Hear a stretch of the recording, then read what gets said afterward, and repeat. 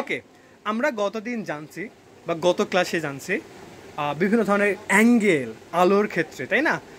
প্রতিফলন কোণ, আপাতন কোণ, প্রতিফলিত রশ্মি, আপাতিত রশ্মি, অভিলম্ব, রাইট? সো আজকে আমরা জানবো দুই ধরনের প্রতিফলন। আমাদের আলোটা যদি এদিক দিয়ে যেয়ে এদিক দিয়ে আসে, পিছনে না যায়, ওটা কি প্রতিফলন না প্রতিসরণ?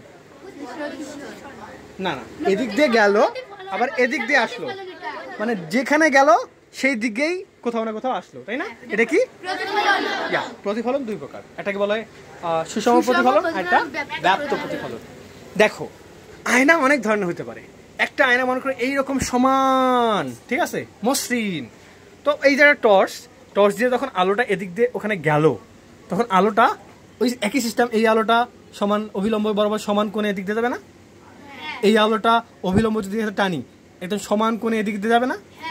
সেম এই আলোটাও। তো দেখা গেল যে আলোটা আমি খুব যদি সমানভাবে এই আয়নাতে ফেলি, যেটা কিনা সমতল, যেটা মসৃণ, খাউদি না আমাদের ভাষায় বলে, সেটাতে আলোটা এদিক দিয়ে গেলে এদিক দিয়েই সুন্দরভাবে যাবে, তাই না?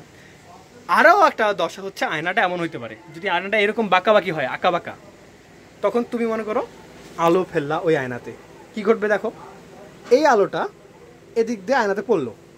তারপর মনে করো এটা একটা সমতল আয়না, ঠিক আছে? তাহলে আমরা যদি এদিক দিয়ে একটা অভিলম্ব টানি, তাহলে কোন দিক দিয়ে যাবে? এদিকে যাবে না? তো দেখো এটা ওদিক দিয়ে গেল। আবার এই আলোটা এদিক দিয়ে গেল, এই আলোটা এদিক দিয়ে গেল, এই আলোটা ওদিক দিয়ে গেল। তো যদি সব আলো একদম সুন্দরভাবে এদিকে আসতো, তাহলে আমরা কিন্তু এইদিকে চকচকা দেখতে পারতাম। ছোটবেলায় অনেকে কি এরকম করছো, ছোটটা আয়নার টুকরা রোদে নিয়ে মানুষের মুখে আয়না মারো, খুব মজা লাগে না? আমি তো আমার মুখে মারি, আম্মুর মুখে মারতাম, আম্মু যতক্ষণ বিরক্ত না হইতো। তবে মেরে মজা প্রথমে পাইলেও পরে আম্মু যখন রাগ হইতো, তখন হচ্ছে 12টা আমার বাজাই দিত, মনে করো এসে, এই বেদব কি করতেছে তখন থেকে। এরকম ঝাড়ি খেয়েছো কে? ঝাড়ি খেয়েছিলা? ওকে। আর একটা মজার ব্যাপার হচ্ছে, তোমার যদি খাটের নিচে দূর থেকে ওইরকম আয়না দিয়ে আলো মারো, টর্চ লাইটের মতো কাজ করে, খাটের নিচে কি আছে সব দেখা যায়। ওকে, তো দেখো এইখানে যদি আলোক রশ্মিটা সমানভাবে আসতো, তাহলে ওই চকচকা জিনিসটা আমরা দেখতে পারতাম। কিন্তু এইটা যদি আয়না হয়, এটা তুমি যদি বাঁকা আয়না দিয়ে এমন করো, তাহলে ওই চকচকে জিনিসটা আসবে না। বুঝা গেল? কেন আসবে না এখন বুঝছো?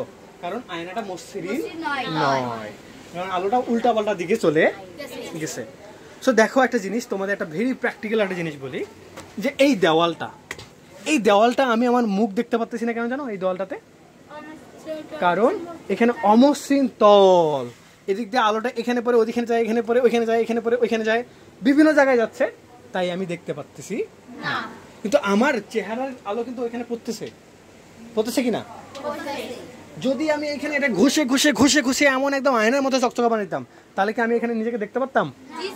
এক্স্যাক্টলি, আমার আলোটা সোজাই যে এক জায়গায় সোজাই ভাবে আমার প্রতিবিম্বটা তৈরি হইতো। ক্লিয়ার? তো আমরা বলতো কেন আমাদের সব দেওয়ালে নিজের ছবি দেখতে পাই না? মসৃণ আর অমসৃণ। ইয়েস। তাহলে মসৃণ তলে কেমন প্রতিফলন হয়? সুষমভাবে হয়। ইয়েস। আর অমসৃণ তলে কিভাবে হয়? ব্যাপ্ত মানে একদম বিভিন্ন জায়গায় সরাই সিরাই চলে যায়। ক্লিয়ার?